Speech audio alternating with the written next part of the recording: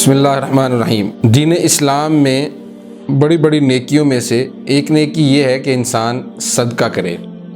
کیونکہ یہ صدقہ الصدقۃ برہان،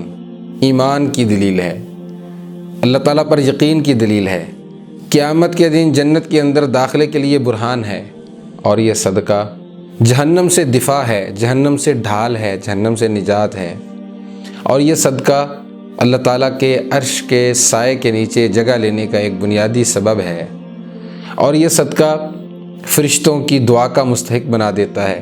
رسول اللہ صلی اللہ علیہ وسلم نے فرمایا، صبح کے وقت دو فرشتے آسمان سے اترتے ہیں، ایک کہتا ہے اللہم آت منفقا خلفا، اے اللہ خرچ کرنے والے کو اور دے دے، دوسرا کہتا ہے اللہم آت ممسکا تلفا، یا اللہ جو مال کو روکتا ہے اس کے مال کو تباہ و برباد کر دے۔ اور یہ وہ عظیم عمل ہے جس کے نام پر اللہ تعالیٰ نے جنت کے ایک دروازے کا نام رکھا ہے، باب الصدقہ۔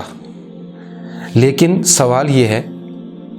کہ بہت سارے لوگ تو ایسے ہیں جو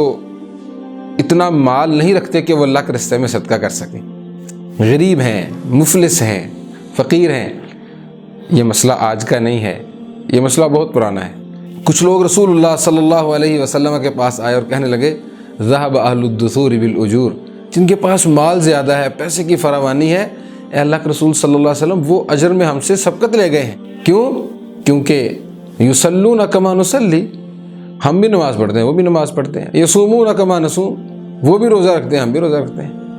لیکن یتصدقون بفضل اموالہم، ان کے پاس زائد کام یہ ہے کہ وہ اپنے مالوں میں سے صدقہ دیتے ہیں، اللہ کے راستے میں خرچ کرتے ہیں، اور ہمارے پاس تو اتنا مال نہیں ہے کہ اللہ کے راستے میں صدقہ دے سکیں۔ تو پھر رسول اللہ صلی اللہ علیہ وسلم نے ایسے لوگوں کو بڑا آسان اور بڑا خوبصورت طریقہ بتایا کہ تم بھی ان لوگوں کے ساتھ کھڑے ہو سکتے ہو، ویسے ہی اللہ تعالیٰ کے وعدوں کے مستحق بن سکتے ہو، وہی اجر لے سکتے ہو۔ فرمایا کل تسبیحۃ صدقہ، سبحان اللہ کہنا صدقہ ہے،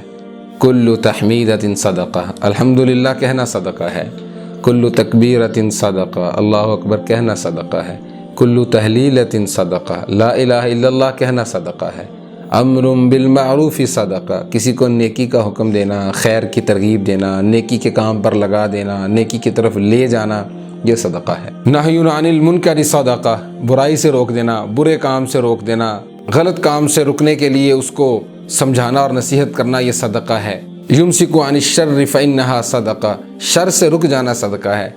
آپ کی وجہ سے کسی کو تکلیف نہ ہو، آپ کی وجہ سے کوئی پریشان نہ ہو، آپ کی وجہ سے کوئی مصیبت میں نہ پڑ جائے، آپ کی وجہ سے کسی کا نقصان نہ ہو جائے، یہ بھی صدقہ ہے۔ کل خطوۃ تمشیھا الی الصلاۃ فہی صدقہ، ہر وہ قدم جو آپ نماز کے لیے مسجد کی طرف چل کے جاتے ہیں وہ صدقہ ہے۔ رستے سے پتھر ہٹا دینا، کانٹا ہٹا دینا، تکلیف والی چیز کو رستے سے دور کر دینا، لوگوں کے رستے کو صاف کر دینا، یہ بھی صدقہ ہے۔ جن کے پاس زیادہ مال نہیں ہے،